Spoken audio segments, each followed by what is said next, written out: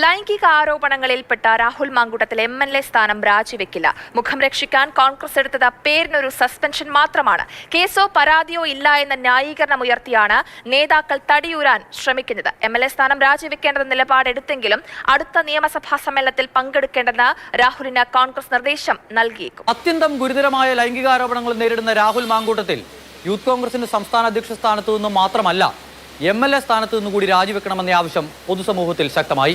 കോൺഗ്രസിന്റെ നേതാക്കൾ ഒന്നടങ്കം നിലപാടെടുത്തു. പക്ഷേ ഇന്നലെ വൈകിട്ടോടെ ചർച്ചകളുടെ ഗതി മാറി. രാഹുലിന്റെ രാജി എന്ന ചർച്ച ചെന്ന് അവസാനിച്ചത് സസ്പെൻഷൻ എന്ന ക്ലൈമാക്സിൽ. യാതൊരു പരാതിയും പാർട്ടിക്ക് ലഭിച്ചിട്ടില്ല, എവിടെയും ഒരു കേസും രജിസ്റ്റർ ചെയ്തിട്ടില്ല.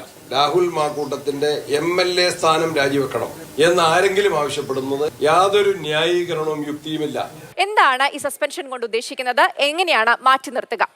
രാഹുൽ മാങ്കൂട്ടത്തിലിന് MLA എന്ന പദവിയിൽ ഇരുന്നു കൊണ്ട് ഇതുവരെ അനുഭവിച്ചത്, ഇതുവരെ ഉണ്ടായിരുന്ന അവകാശങ്ങൾ അല്ലെങ്കിൽ ആ പദവിയിൽ ഉണ്ടാകുമ്പോൾ ലഭിക്കുന്ന സൗകര്യങ്ങളെല്ലാം തന്നെ അതുപോലെ തുടരും. ആകെ ഉണ്ടാകുന്ന മാറ്റം എന്ന് പറയുന്നത് നിയമസഭയിൽ കോൺഗ്രസ് ബ്ലോക്കിനൊപ്പം രാഹുലിന് ഇരിക്കാൻ കഴിയില്ല എന്നുള്ളതാണ്. ഈ കാലാവധിയിലേക്ക് രാഹുൽ മാങ്കൂട്ടത്തിന് കോൺഗ്രസിന്റെ ഔദ്യോഗിക പരിപാടികളിൽ നിന്നെല്ലാം മാറി നിൽക്കേണ്ടി വരും. പാർലമെന്ററി പാർട്ടി യോഗത്തിൽ രാഹുൽ പങ്കെടുക്കേണ്ടതില്ല എന്ന് പാർട്ടി നിർദ്ദേശിച്ചാൽ മാത്രമായിരിക്കും രാഹുൽ മാറി നിൽക്കുക.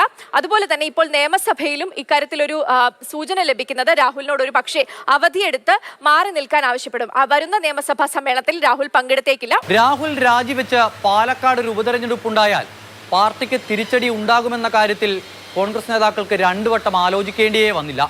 ഇക്കാര്യം എല്ലാ നേതാക്കളെയും ബോധ്യപ്പെടുത്തിയാണ് KPCC നിലപാട് പ്രഖ്യാപിക്കുന്നത്. ആരെങ്കിലും രാജിവെക്കുമെന്ന് പറഞ്ഞിരുന്നോ?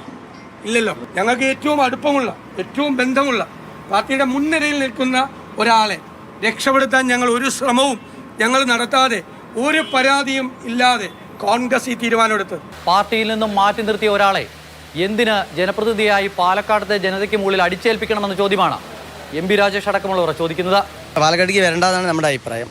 നേതാക്കന്മാരുടെ ഭാര്യമാരെ വരെ മെസ്സേജ് എന്ന് പറയുമ്പോൾ നമുക്കത് വേണ്ടതാണ് അഭിപ്രായം. ഇയാൾ വീട്ടിൻ്റെ ഉള്ളിൽ അടച്ചു പൂട്ടിയതുകൊണ്ട് പാലക്കാട് ജനത ഇയാളിനെ ഇനിയിപ്പോൾ കാലുകുത്ത സമ്മതിക്കും തോന്നുന്നില്ല. അമൽ തേൻപറമ്പിൽ, മാതൃഭൂമി ന്യൂസ്, തിരുവനന്തപുരം.